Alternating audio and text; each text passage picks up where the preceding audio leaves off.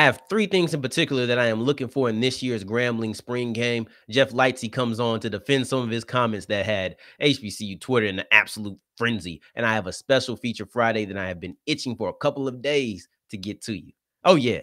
It's Locked On HBCU. Play my music.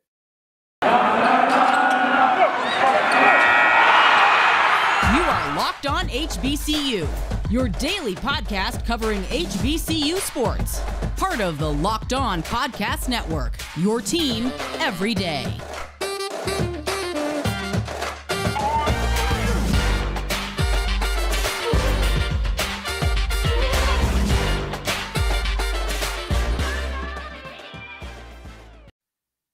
What's going on, family? Welcome back to another episode of the Locked On HBCU podcast, your number one daily one-stop shop for everything HBCU athletics, Monday through Friday, part of the Locked On Podcast Network, your team every day. And I, of course, am Darian Gray, a.k.a. the Mouth of the South, Texas Southern alum and former TSU Herald Sports editor. Thank you for going on this journey with me, making Locked On HBCU your first listen of the day every day. And I actually had a really fun opportunity to talk a little Texas Southern football on the Blue Bloods podcast. You can catch it on YouTube. I was there, Locked On HBCU. I appreciate them for showing me some love. Able to talk TSU football, both past, present, and then also even jumped into the future and talked about some predictions for next year. So it was a blast. Make sure you go check that out. If you enjoyed this content, you'll enjoy that as well. And you get to see me again.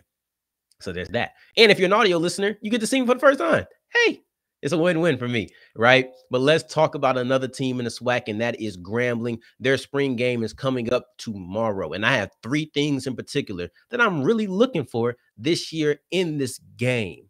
And listen, the information has been scarce. There just has not been much information distributed by local media. They haven't been able to be at the practices, and it's just been kind of mysterious. And I talked about this earlier in the week. That mystery, that lack of information, intriguing to me. It's pulled me in. Like, I want to know. Now I'm itching what's going on at Grambling, and I'm looking forward to watching this game because it's a big deal right now. And I'm curious, and I came out with three things that I just wanted to find out. Three things in particular. There's a lot, but I want to point out these three in particular because these are on the front of my mind. And number one, I want to look at the coverage. And it's not something like I want to see if the coverage goes off well or not. No, I really want to tune into the pregame show. I'm excited. And the pivot is there, and I enjoy the pivot. Yes, but outside of just the names and everything that they bring in the coverage, that's cool. But right now, I'm focused on the information. Don't get it wrong. I really do like those personalities, and I would love to see them, and I'm glad they're at Grambling. But for this time right now, when I'm speaking, I'm specifically focusing on the information that we are going to be getting during this pregame show. Now, understand, Hue Jackson should be there. So with Hue Jackson being there and us not really getting any information throughout the whole time of spring, they're going to have to preview the game. I'm sure that Hue was going to drop some comments of this guy has been doing this, this guy has been doing that. And this does a couple of things. One, it lets you know the progress of the players. It lets you know who has been standing out in practice. And that is important. I think that's actually really valuable. But then also, for somebody like me, at least, this is how my brain works. I don't know about you, but this is how my brain works. When you tell me so-and-so has been going off, so-and-so has been doing this, that, and the third. Well, now I know, okay, let me go watch this person. This is somebody that I need to focus on. This is somebody who I expect to now catch my eye. He's caught your eye for 4 weeks. Now it's time for him to catch my eye for a couple of hours. That's how I view it. That's what I think. And that's one of the reasons I'm looking forward to it. Because now you don't have to be surprised if there's a cornerback. Hey, I'm not really seeing that cornerback get tested. Oh, I know, because he's been balling, you know. Oh, let's look at number 7 at whatever position. I'm just throwing numbers out there. You know, let me look at 05 at linebacker. Let me see what he's doing. Oh, he's been really aggressive. Let me watch his aggression. You know, things of that nature that I think really could come into play. Like, oh, well, we have our right tackle has been absolutely rock solid. Well, now I'm going to be looking to see if that right tackle gives up anything in the pass game, if he's a mauler in the run game, and see how he performs. But then also, it's one game. It is one game. Now, there are people who are just practice players and things of that nature, and hey, they just don't perform in games. Like the bubble in the NBA, people just perform in the bubble. Some people don't perform well in the game setting. However, there are some people who do and maybe won't play as good, or there's going to be people who play better than they ever will. That will even out. But I think those 4 weeks of practice is a better indication, or you're going to hope that they match, right? You're going to hope that they match. But if they don't, you might want to lean on practice and say, okay, I've seen this, that, and the third in practice. Either why didn't it work in the game, or did they not use this in the game? But I think knowing who the players are who have been performing well during practice not only sets me up for knowing how the spring game is going to go, it sets me up for knowing who I should look at going forward into the fall. So I love those things about it. The other thing that I want to see is Kajiya Hollawayne. Because who is Hollawayne? I understand he was a 3-star recruit. I understand that he went to UCLA. I understand he didn't play at UCLA. And I understand that now he's transferred over to Grambling. That's what I know about him. Because all of the things that happen in high school, that's irrelevant. I've seen high school quarterbacks be good and then go to the collegiate ranks and be duds. We've seen it. We've seen quarterbacks on the high school ranks who weren't that good, or maybe weren't as far as stars, weren't rated as high. But they got to the collegiate ranks, and then they got to the professional ranks. Who is Hollawayne? Playing in a collegiate setting, way different than playing high school. It just is. It's not the same thing. So with it not being the same thing, you have to sit there and wonder, what is he going to be when the talent level has jumped? That's what we're going to be looking at. And I understand he hasn't played in 2 years, so he'll probably be rusty. That's fine. But I need to see something. I need to understand. I really need to hear about it.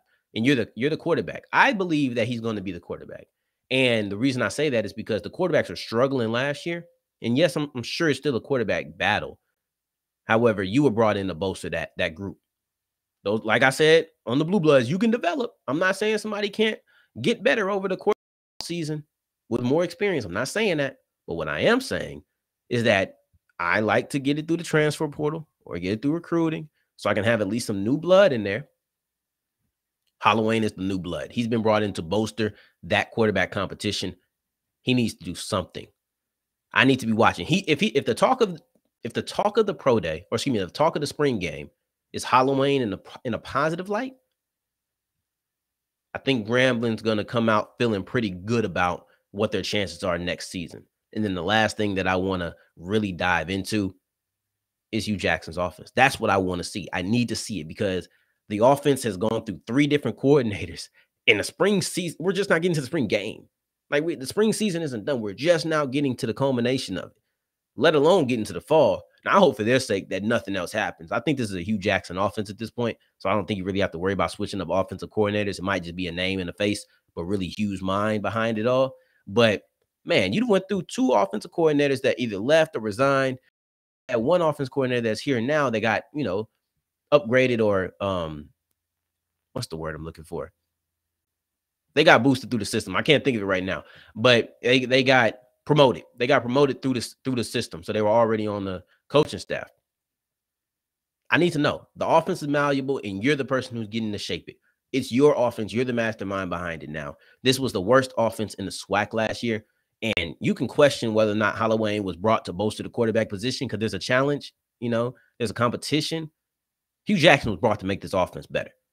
That's what he does. He's a good coach. He comes from the professional ranks. He has that. You're going to hope that he's going to be a good coach for you. But you are banking on him making this offense better. And now that it's him being the mastermind behind it, I don't think he has any excuse for it. So Grambling, Texas Southern, both of those teams are in the SWAC. And according to Jeff Lightsy, they are chasing Jackson State. They're comparing themselves specifically to Jackson State. Not everybody agreed with that. Not everybody agreed with that. I'm looking forward to hearing what he has to say about his comments, because I want to know if he's going to stand on that. But first, I want to tell you about Built Bar before we get into all of that, because it is the Swiss Army knife of protein bars. 17 grams of protein, 4 grams of sugar, 4 net carbs. Look, don't believe me? Read the nutritional facts. It's all there. And it's covered in chocolate with a multitude of delicious flavors that don't sound like they should be high in protein. In other words, they sound delicious. I know a lot of people don't think delicious and tasty go together, but they do. I told you way back in January that if you want to really stick to your New Year's resolutions, get you on the Built Bar and the Built Bar diet. Put that in your eating plans. Now, how many of us are really still doing our New Year's resolutions? I don't know. How many of us are actually still eating Built Bars? Now, that number should be significantly higher. Let's get it up even higher than that, though. I want you to go to built.com and use the promo code LOCKED15 for 15% off your offer. Remember, go to built.com and use the promo code LOCKED15 for 15% off your offer. All right, so keep on rolling on today's episode of Locked On HBCU. Thank you for making us your first listen of the day every day. I appreciate that. But today's word of the day is malleable. It means capable of being altered or controlled. We talked about that last segment when discussing how the Grambling State offense is malleable and it's up to Hue Jackson to shapeshift it. But now we have Jeff Lightsy and saying Grambling, Texas Southern, FAMU, Southern, all of those schools, Alcorn, everybody in the SWAC is comparing themselves to Jackson State, whether or not they want to admit it. You have to stand on that. Let's see what he has to say on that. All right, Jeff. Now, you made a couple of comments earlier this week that had HBCU Twitter in an absolute frenzy. You said that every school in the SWAC is comparing themselves to Jackson State. Now, I guess let's just jump into it. Do you stand on that? Absolutely. I stand on everything I say, man. That's one thing you're gonna learn about me. I don't do too much backtracking. If I'm wrong, I'm wrong. I'll just like own up to it being wrong. But I want to be specific about what I meant. In the clip that kind of took off and had a lot of people in their feelings, it was about football. I'm not talking about academics. I'm not talking about the baseball program. I'm not talking about who got the prettier campus or whose girls look better. I'm talking about football. And when it comes to football, every school is looking at Jackson State. Think about it. They won the SWAC East for the first time in a long time. Then they won the SWAC championship for the first time in a long time. They are the hunted. And not only in that spec, that's just on the field product. But when you add on the field product to valuation in the media accessibility, the marketability, the NIL deals that their players are getting, that is something to look up to. And that's not a bad thing. A lot of people got offended. They're like, oh, you don't know what you're talking about. 2 years can't make that much. 2 years can make that big of a difference. Darian, I would ask you, don't you feel like you're a better man now than you were 2 years ago? I certainly think I'm a better man than I was 2 years ago. Listen, I'll tell you this. One thing about Darian is he's always evolving. He's always evolving. So exactly. I think one thing that's been here is I don't think that who I was 2 years ago should solely define who I am today. Yes, it's part of making me who I am, but just for clarity purposes, you're talking about current branding, correct? Like today in 2022. Absolutely. Abso-freaking-lutely. I can ask here's the thing about HBCU sports. There's podcasts like yourself, myself, different guys on YouTube that have popped up since what? Since the arrival of Deion Sanders. Let's keep it a bean. And who does Deion Sanders coach for? Coach for Jackson State. Now, a lot of people always say, that's Deion's brand and that's not Jackson State's brand. No. That you can't separate the two. They're one and the same because every single time he goes on a Jimmy Fallon, a I Am Athlete, a Dan Patrick show, a Rich Eisen show, or whatever podcast, he goes on all of them. He's the only SWAC coach that goes on all of them, by the way. Don't forget that. On the ESPNs, on the Fox Sports, or whatever. He's the only HBCU coach that goes on all of them. What is he wearing? He's wearing Jackson State. So what does that mean? It means he is Jackson State or he is Jackson State football. And he is quick to always remind you that he is Jackson State football. So when I say they're all trying to be there, I'm not lying. It's the truth.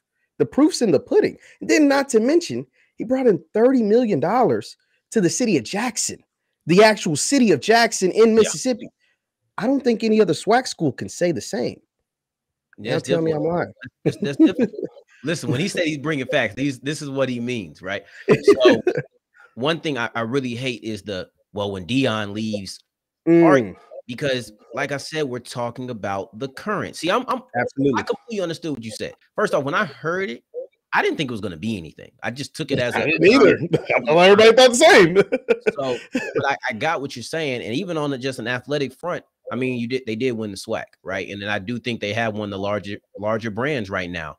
But I heard one of the things that I heard when people were giving pushback to you was they don't have the same historical, reverence as some of these other schools. So you had conversations about these things. Now that you have talked to others and things, how much does the history of a school weigh when you comparing who's the hunted, because you have the history and you have the current. And I do think they both play a part. So let's just hear what you think about that. You're right about that. So we can't ignore the history. I can't ignore the history of Southern. I can't ignore the history of Grambling, of course. And really, when we're talking about Grambling, we talk about history because they have the most. They have the best history. They have the historic coach. They have all the championships, et cetera, et cetera.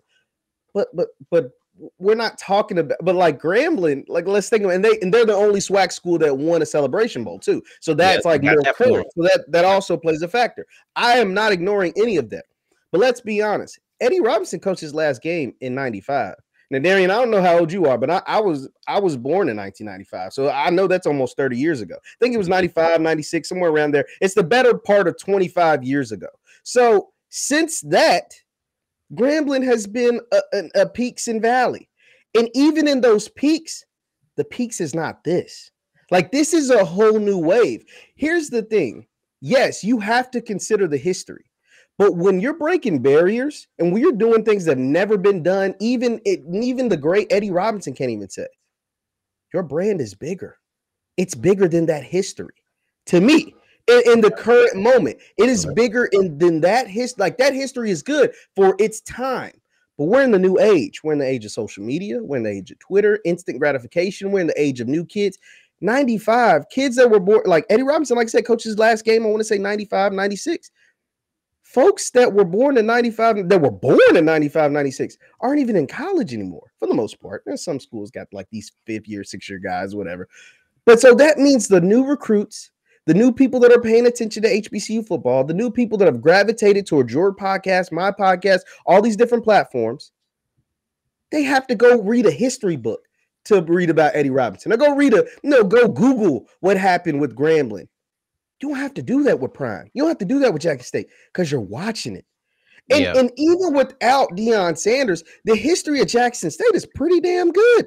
It's pretty freaking good. When you Walter Payton, 4 Hall of Famers, like their brand was already top 3, I would say, in the SWAC anyway, as far as football programs. I would say Grambling was above them before the addition of Deion Sanders. But Deion Sanders is taking them to a new stratosphere. And that's just and if you can't see that, then you're just blind.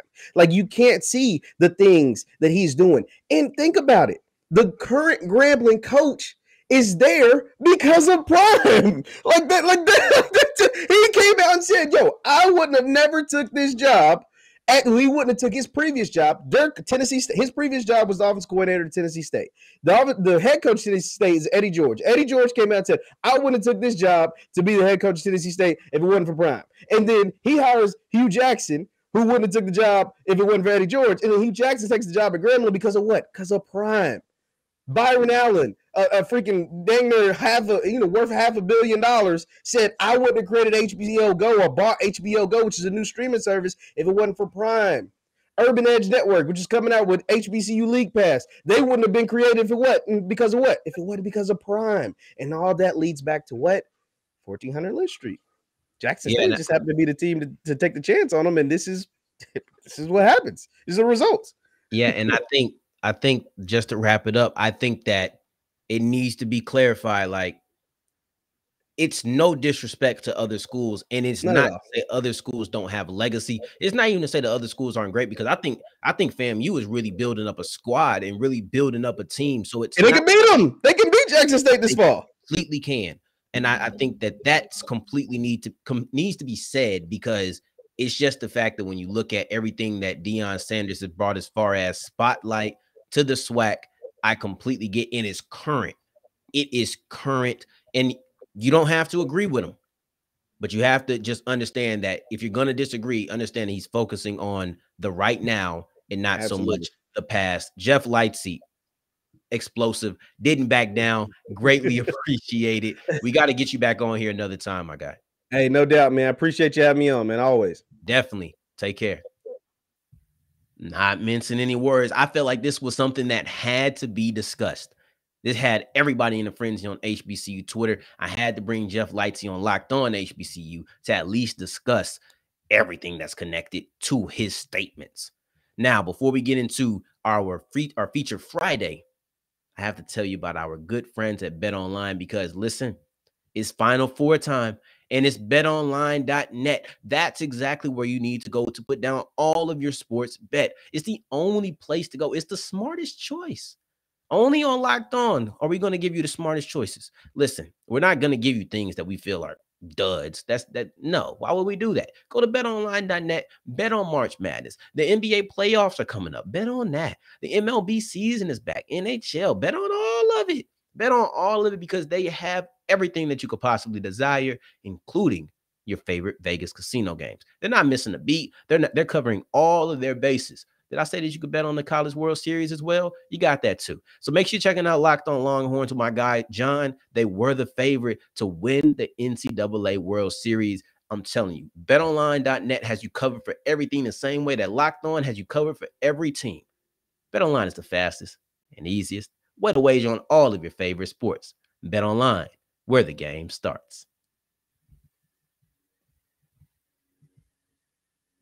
All right, so wrapping up today's episode of Locked On HBCU, Dr. Kiki Baker Barnes is the new commissioner, officially the commissioner of the Gulf Coast Athletic Conference, and I am excited. I know you can hear it in my voice. I am absolutely enthused to come through and give you this information because this is impactful. This is huge, and I'm really happy, and I feel like more people need to talk about it.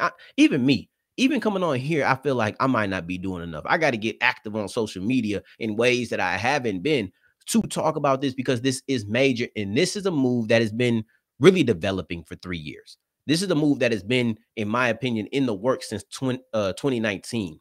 And not in the sense where this contract negotiation has been 3 years. That would be ridiculous. But she's been kind of building up her case for 3 years to be the official almost said general manager. I don't know. I'm going to SmackDown, so my mind is on wrestling too, right?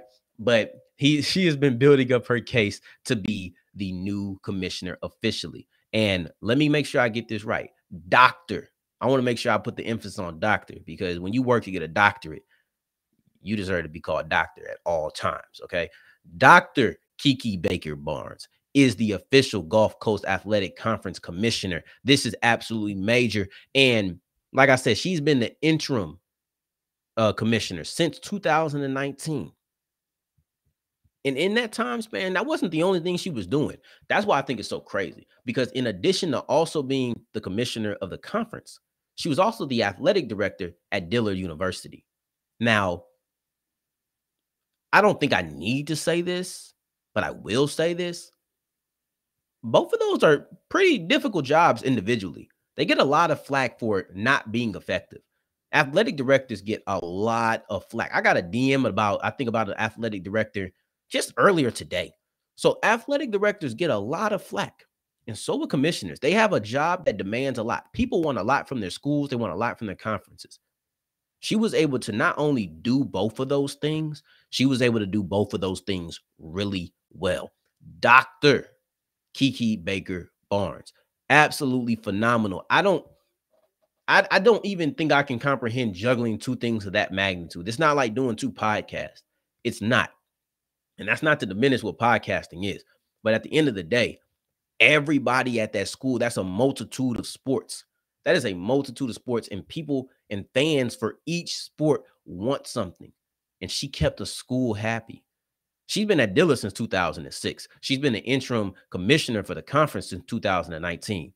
But it's not like she became the interim, commissioner and just said, all right, I'm not going to do this athletic director thing anymore. No, she did both simultaneously. I said, this woman is amazing. This woman is absolutely amazing. And with it becoming official, now she is the first Black woman to ever be the, I want to get the exact quote right because they put out a statement. I thought it was really dope. And don't forget, I'm putting this in my own words. She was the first Black woman to ever be the commissioner of the Gulf Coast Conference. She's the first woman of any color, any race, no matter what. She's the first woman to be the commissioner of the Gulf Coast Athletic Conference. And she's the first Black woman she's the first Black woman to ever be in charge of any conference in the NAIA.